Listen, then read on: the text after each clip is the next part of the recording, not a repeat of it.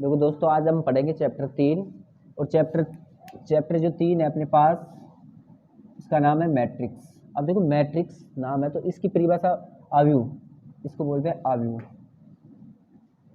कभी कभी इसकी डेफिनेशन है वो पूछ लेता है एक नंबर में कि आव्यूह क्या होता है। तो आव्यूह क्या होता है, किसी भी वस्तु, फंक्शन या नंबर को सुव्यवस्थित तरीके से अरेंजमेंट करना ही आव्यूह कहलाता है। अरेंजमेंट कैसे, जैसे मैं कोई भी रैंडम नंबर लेता हूँ 2, 4, 6 और 7, मैंने ये नंबर लिए, इनको मैंने अरेंजमेंट किया एक रो के रूप में, मतलब एक पंक्ति और एक स्तंभ के रूप में। ठीक है, तो ये स्तंभ और पंक्ति के रूप में अरेंजमेंट करना क्या कहलाता है, आव्यूह कहलाता है। अब ये अरेंजमेंट हो गया। अब फंक्शन का कैसे करते हैं, मतलब फलन का कैसे, 2x प्लस 3y z और 3x प्लस 4,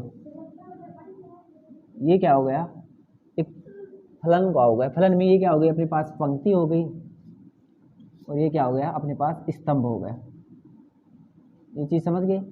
जो ओरिजेंटल लाइन होती है उसको बोलते हैं स्तंभ, जो क्षैतिज लाइन होती है उसको बोलते हैं पंक्ति। अब देखो ये तो है अपने पास संख्या, इसको बड़े ब्रैकेट से बंद कर दो, ये क्या हो गया, अपने पास एक मैट्रिक्स हो गया।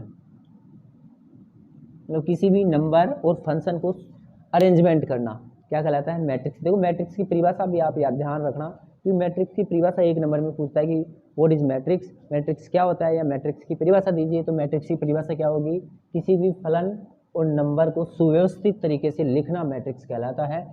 तो इसमें देखो मैट्रिक्स सुव्यवस्थित तरीके से कैसे, जैसे किसी कोई भी नंबर है अपने पास 2, 4, 6, 7, इसको अपन पंक्ति और स्तंभ के रूप में लिख दें और बड़े ब्रैकेट से क्या कर दें, अपन बंद कर दें।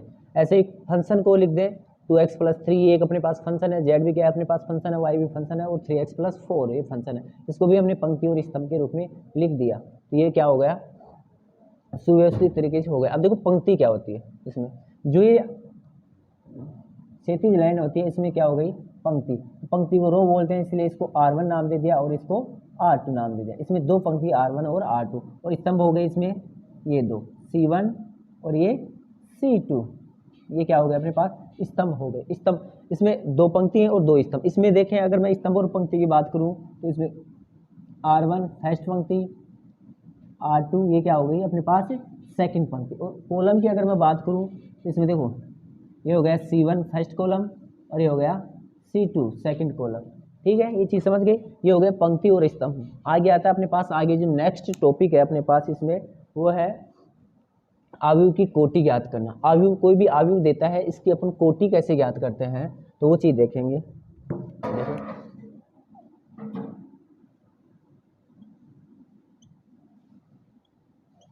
आव्यूह की कोटि, कोई भी मैं आव्यूह ले लेता हूँ रैंडम तरह से 2, 4, 3 एंड 5, ये क्या अपने पास आव्यूह है। ठीक है, इसकी कोटि ज्ञात करने के लिए अपने पास एक बेसिक सा फॉर्मूला है, पंक्तियों की संख्या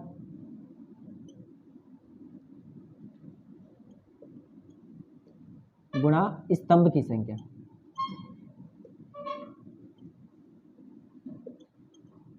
समझ गए, या इसको m इंटू एन से भी लिख सकते हैं। m का मतलब है पंक्तियों की संख्या, n का मतलब है स्तंभ की संख्या। ये हो गया अपने पास ऑर्डर ऑफ मैट्रिक्स। समझ गए बात को। अब देखो इसमें देखते हैं अपने पास पंक्ति कितनी है। ये देखो R1 फर्स्ट, ये R2 सेकंड, ये अपने पास C1 फर्स्ट और ये C2 सेकंड। इसमें दो पंक्ति है और दो स्तंभ। तो अगर मैं इसकी कोटि की बात करूं तो अपने पास इसकी कोटि हो गई, देखो 2, 3, 4 और 5, इसकी कोटि हो गई दो पंक्ति और दो ही क्या है अपने पास स्तंभ। तो इस जो आव्यूह है अपने पास, ये जो मैट्रिक्स है इसकी कोटि हो गई सॉरी 2 गुणा 2 कोटियाँ। पहले इसमें देखो पहले पंक्ति को रिप्रेजेंट करते हैं, उसके बाद में स्तंभ को रिप्रेजेंट करते हैं और m इंटू एन से रिप्रेजेंट करते हैं। ये चीज़ समझ गए, पूछ करके देख लेना और नहीं समझ में आए तो रिवाइज कर लेना। ठीक है, तो पहले पंक्तियों को लिखते हैं उसके बाद में स्तंभ को। तो इसमें देखो दो पंक्ति अपने पास और दो ही क्या है स्तंभ है, इसलिए हमने इसकी कोटि क्या की 2 गुणा 2। ऐसे मैं दूसरा एग्जाम्पल लेता हूँ 2, 4 और 6।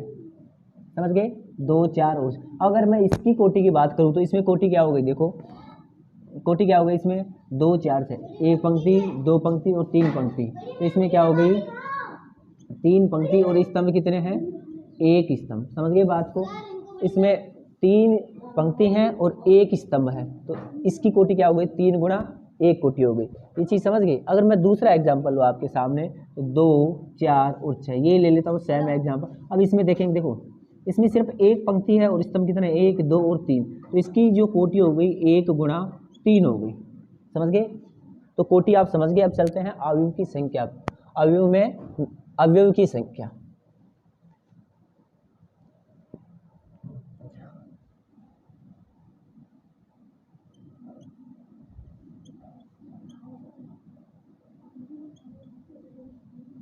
अवयव की संख्या कैसे ज्ञात करते हैं, तो उसके लिए भी अपने पास बेसिक सा फॉर्मूला है, पंक्ति की संख्या गुणा स्तंभ की संख्या। ये चीज समझ गए। अब देखो इसको भी m इंटू एन से रिप्रेजेंट कर सकते हो और इक्वल इसके m इंटू एन, इसके जो इक्वल आ रहा है वो आप लिखो। देखो जैसे हमने लिया 3 4 5 और 6 लिया, ये देखो इसमें पंक्ति कितनी है अपने पास, इसकी जैसे कोटि देखना चाहूँ, पंक्ति कितने अपने पास 2 हैं और इसमें स्तंभ कितने हैं, स्तंभ भी कितने हैं 2, तो इसमें अवयव की संख्या कितनी हो गई 4, 2 गुणा 2 4, और इसकी मैं कोटि की बात करूँ तो 2 इंटू 2, तो कोटि 2 इंटू 2 हो गई और अवयव की संख्या हो गई वो कितनी हो गई 4 हो गई। दूसरे में अगर मैं बात करूँ 2 4 और 5, ये अपने पास एक अवयव है। इसमें देखो कोटि तो आपको पता है कितनी होगी, 3 पंक्ति हैं और 1 स्तंभ है, तो कोटि तो 3 गुणा 1 हो गई। अगर इसमें अवयव की संख्या देखो तो 3 गुणा 1 इक्वल टू 3 होगी। अवयव की संख्या इसमें कितनी होगी 3, 1 2 और 3। समझ गए। तो ऐसे किसी भी अवयव में अवयव की संख्या ज्ञात करने के लिए और कोटि की संख्या ज्ञात करने के लिए फॉर्मूला पंक्तियों की संख्या गुणा स्तंभ की संख्या ध्यान में रखना है। ठीक है, ये 1 नंबर में पूछता है। पहली बात परिभाषा पूछेगा 1 नंबर में, परिभाषा क्या होती है, arrangement of number and function. ठीक है। दूसरी बात अवयव की संख्या, अवयव में अवयव की संख्या, तो उसके लिए पंक्तियों की संख्या गुणा स्तंभों की संख्या, जितनी पंक्ति है उतने स्तंभ हैं और उनको मल्टीप्लाई कर दो। ठीक है। और तीसरी चीज की अपन बात करें तो कोटि, अवयव की कोटि, कोटि क्या होती है m इंटू एन। ठीक है। तो जैसे इसकी कोटि 2 इंटू 4 2 इंटू 2 है, क्योंकि 2 पंक्ति इसमें और 2 स्तंभ है। तो ये चीज समझ गए। आज के लिए इतना ही काफी है। ठीक है।